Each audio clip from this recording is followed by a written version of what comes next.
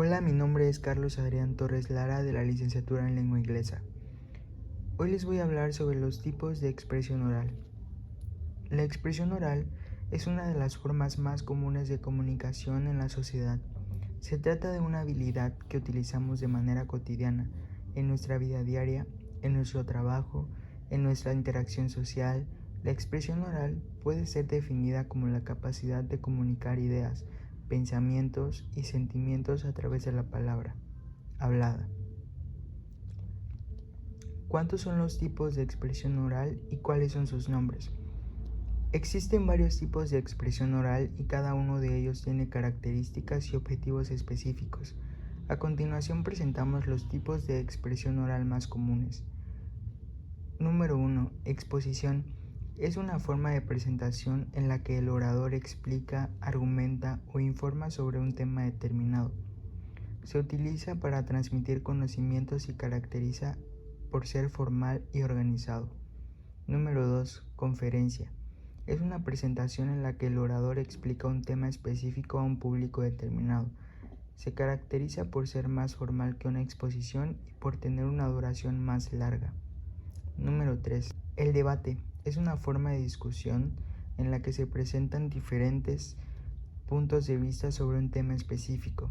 Se utiliza para analizar y comparar diferentes opiniones y para llegar a una conclusión. Número 4.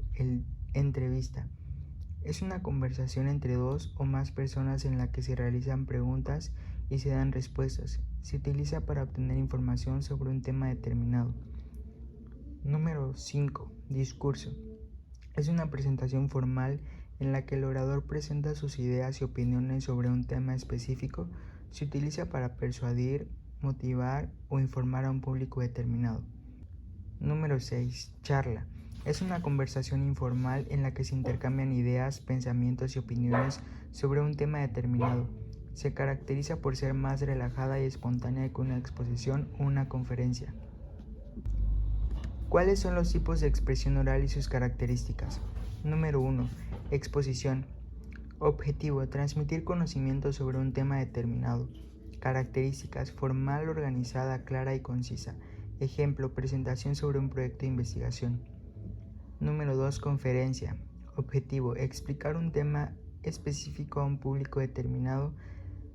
Características: formal, larga duración, estructurada y organizada. Ejemplo: conferencia sobre cambio climático.